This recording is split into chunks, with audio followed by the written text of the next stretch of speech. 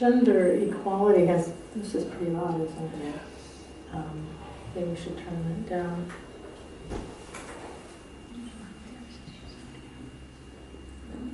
It's been a pretty big subject, particularly from women,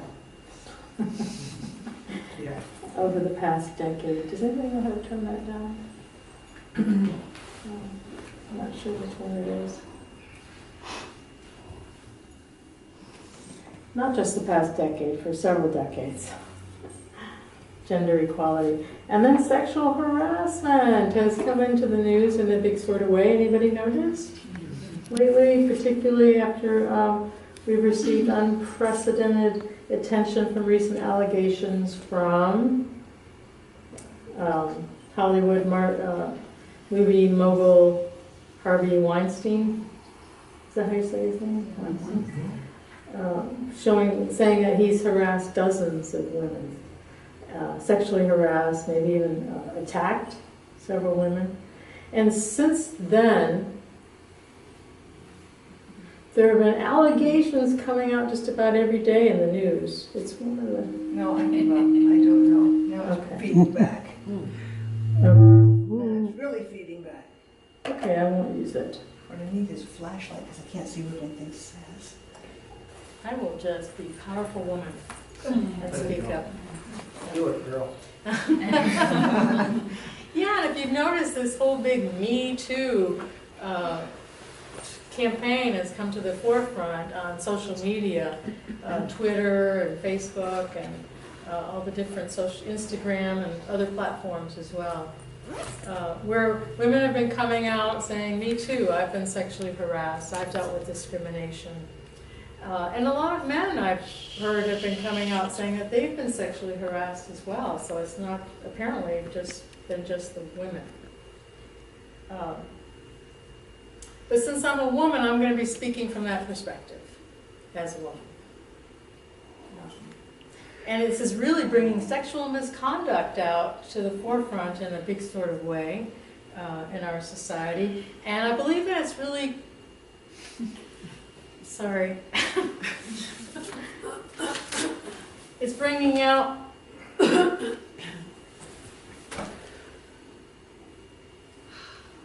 we go. Yeah, all this stuff is bringing out some mass cultural delusion around abuses of power in our society. And unhealthy gender expressions, how we look at one another, as well as unhealthy sexual expression as well, perhaps, that is happening in the undercurrents of our society. And I'm pretty happy to see that this is coming out, because I have been at the receiving end of a lot of sexual abuse, sexual harassment. I believe that anyone probably around my age or older has experienced a lot of what I'm talking about. In fact, this morning I was telling a Taekwondo buddy of mine at the coffee house, he's around 70 years old, how I'm going to be talking about sexual harassment tonight, because we were talking about what I was going to do tonight. He said, "Oh, I represent that," you know, as a joke. And then he continued to make a bunch of other, you know, I love it when I get sexually harassed, right? Or I sexually harass, you know, regularly, at least once a week, you know, just quippy little snide comments, and we were all kind of ha ha ha laughing a little bit, but this was a direct reflection of what I'm talking about, what I've experienced on a regular basis since I can remember. That it's okay to laugh about it, that it's funny, that I can bring sexual jokes or put-downs or whatever towards women, and it's okay. Well, now people are saying it's not okay, and they're speaking up against it. I want to be truthful. I realize that I still have some resentment within me based on some of the ways I've been treated in the past. So I'm not coming out totally clear and clean. And some of this unhealed hurt and resentment that I'm still working on healing might spill out a little bit in my talk. So what is the environment that creates this and makes it conducive and makes it okay for sexual abuse or harassment to even happen? Right. Well, I'm going to say that it's inequality. Inequality. I mean, historically, females have been repressed. I'm speaking as a female, have been repressed for centuries. I mean, even the history of women, the men, when they would take over an area in war, what did they do? Rape and pillage, right? Like the women were their possessions to do whatever they wanted to with. That's the history of mankind that we hear. But anytime any one person or any one group or gender is held as superior than or greater than another person or gender or group, then we're creating this system of abuse where abuse can happen, right? Because it's in that power differential that the person who's the empowered one that has the superiority feels that they can, they have the room to abuse the lesser than, the one with less equal power. So as much leverage or movement as women have made in equality over the last several decades, inequality for women still reigns. If you just listen to the statistics, and I looked them up, the most recent statistics, 2017, women today are paid 83 cents of every dollar that a man earns today in 2017. And this amount has barely budged over the last decade. The average full-time working woman will earn up to $460,000 less over a 40-year period in wages than a man will earn during that period. And she'll have to work over 12 more years to make up the difference, this $460,000 difference. Corporate America promotes men at a 30% higher rate than women. 30% higher rate.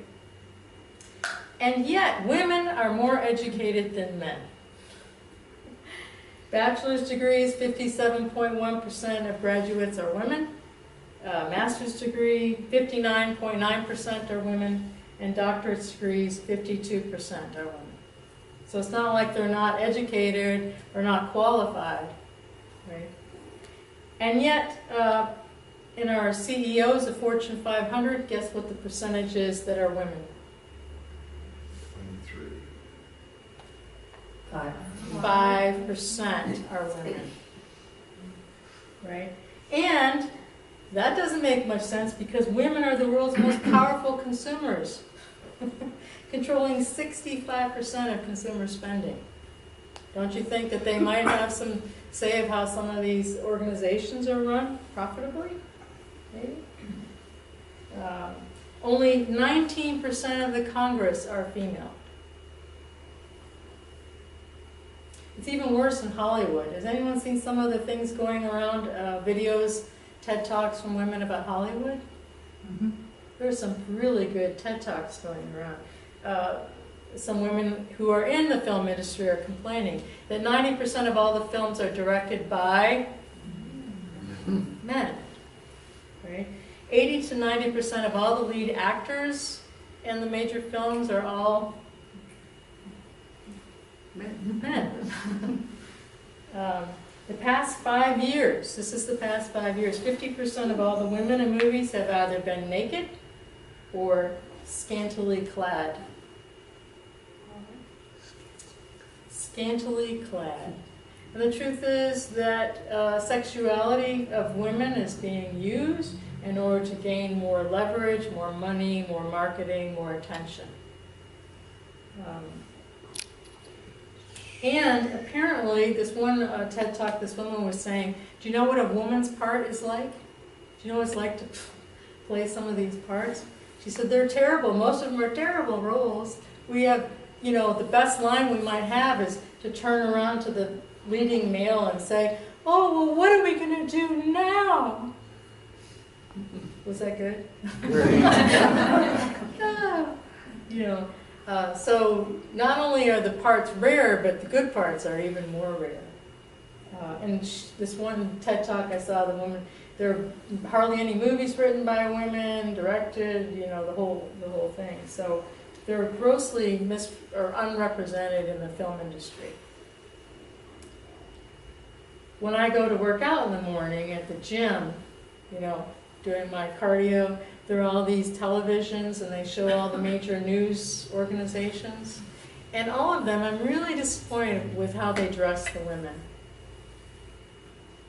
The women are all wearing dresses with legs exposed. But there's one particular news show, and I'm not going to mention the name, that has the women who are sleeveless, usually low cut, and really mini skirts. And they're dressed like Barbie dolls. You know, I don't know about you, but it's November 2nd. I bet it's not that warm out to be wearing sleeveless, low-cut dresses right now. So that's all a little disappointing for me when I see stuff like that. The recent candidate for president who bragged about grabbing a woman's crotches was elected into office recently, as you all know, right?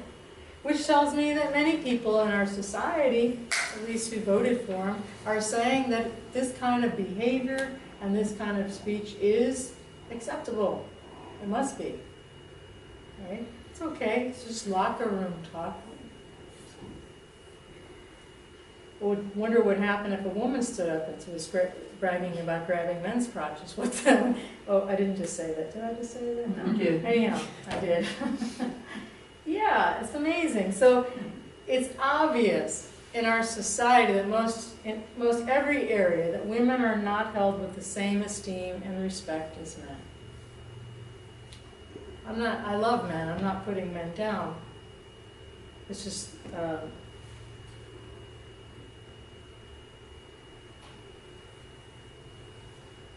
yeah. These are the waters we've been born into. This is the culture we're living in, right? Buddhism is all about waking up to our delusion, waking up and seeing things clearly as they are, right? And part of that is waking up to our cultural mass consciousness, the delusion, the biases, whatever's happening in our culture as well.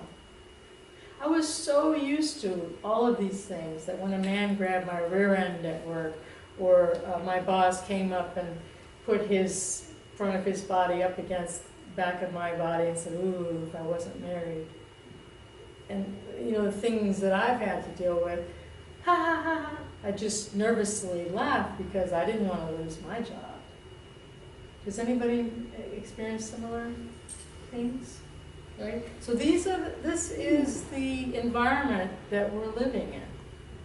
At least have lived in. Hopefully it sounds like it's changing. So 2,500 years ago, let's talk about the Buddha. The Buddha was one of the first proponents for equal rights for women. He wasn't perfect, but he at least started the ball rolling for equal rights for women. During that time and for centuries preceding the Buddhist era, if you think that male dominates our culture now, 2,500 years ago they really dominated the culture. Women were treated not only inferior, but as properties to men and with little to no respect at all. But there are so many examples of how the Buddha was proponent for equal rights for women. In one of his students, King Pasenadi, came to the Buddha, and he was very upset because his wife had just given birth to a daughter rather than a desired son. And the Buddha told him, don't be upset, a woman may turn out to be much better than a man. You go, Buddha. That's in the Samyutta Nikaya. During his time, the Buddha uplifted the status of women by suggesting that a husband should honor and respect his wife. Men were instructed by the Buddha to treat their daughters and their wives with caring and respect and ensuring their well-being. And husbands were to be faithful and considerate to their wives.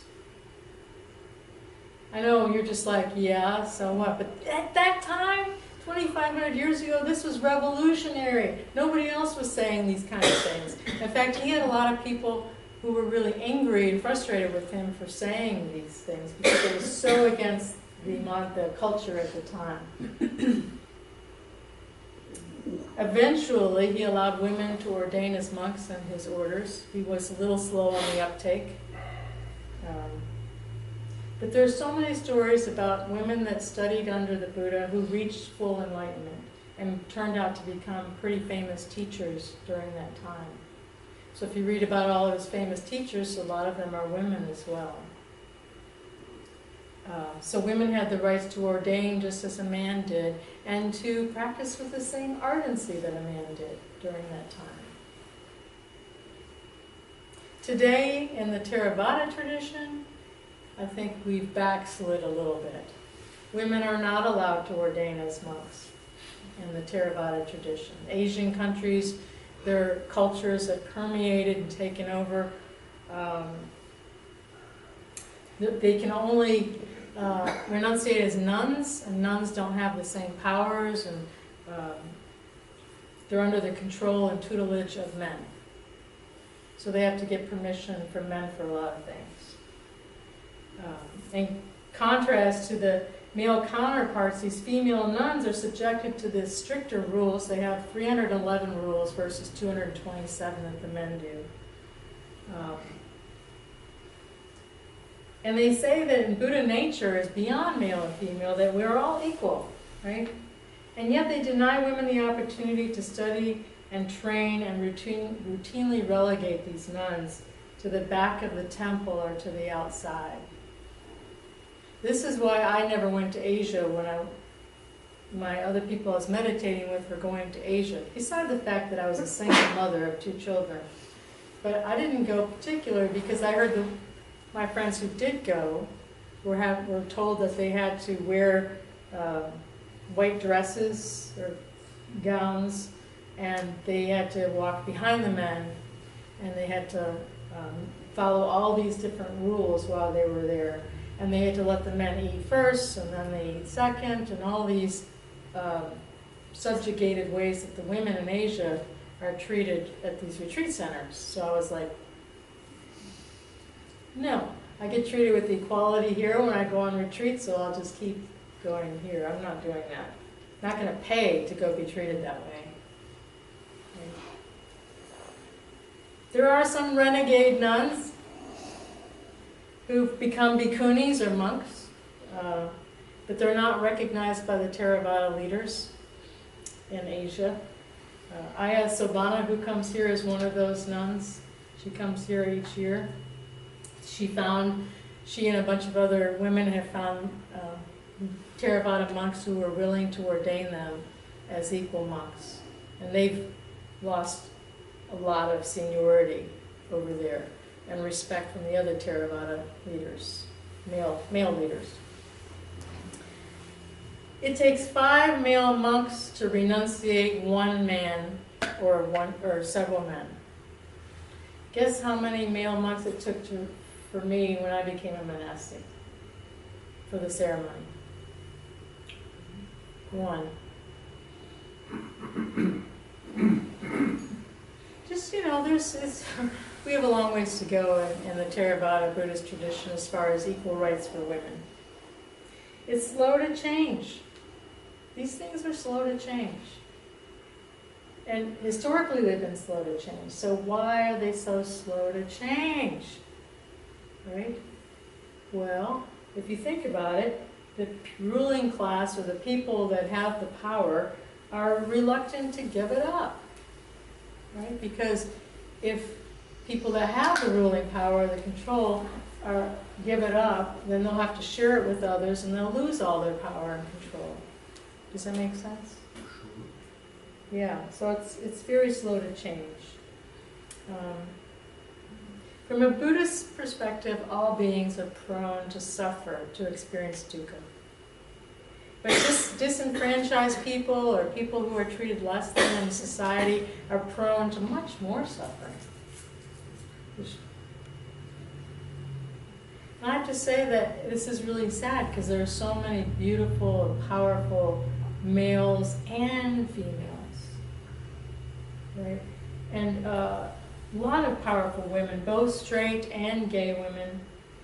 And I have to say that gay people are grossly unrepresented, and not only in our media, but in our society as well. So they're also disenfranchised in our society. Society needs to open its hearts to these disenfranchised members of our society and start honoring the gifts that all people have to bring, right? But like I said, this is slow to happen.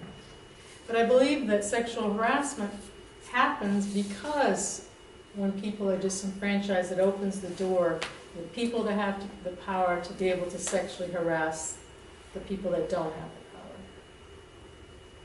Winton Higgins, Buddhist teacher, sexuality is a very strong energy, the focus of many cravings, vanities, and delusions. In fact, it calls for its very own Buddhist precept. The precept, you remember which precept it is? To not engage in... Third. Huh? Third. Yes. Sexual misconduct, right? Not engage in sexual misconduct.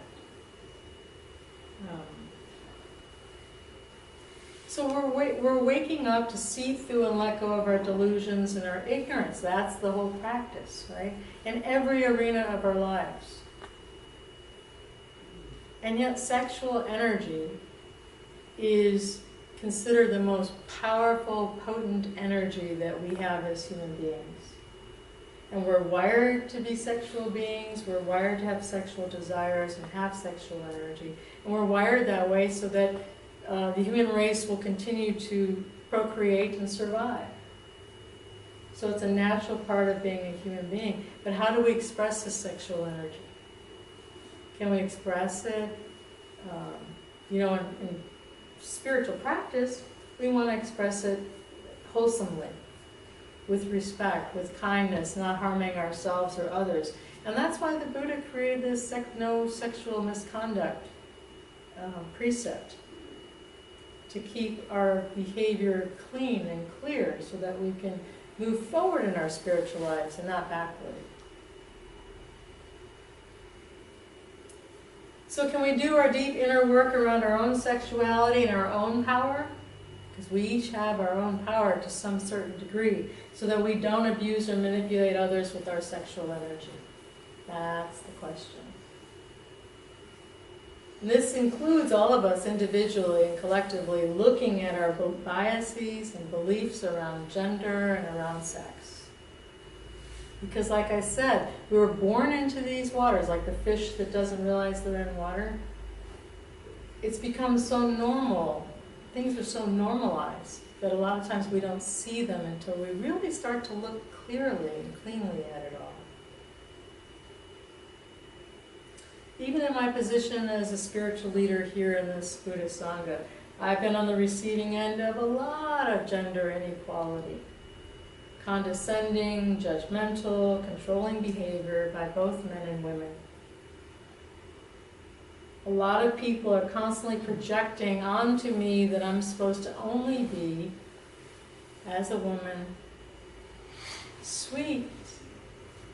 And what else? Nurturing. Nurturing. Anything else? Submissive. Submissive. Weak, kind, loving. Right? Like a mother married to everyone. Everyone come sit on my bosom. And we have some, pretty handsome male leaders in our Sangha. And I have seen women virtually swoon over these men and laugh at nearly everything that they say. And these same women are not laughing at my jokes. It's like,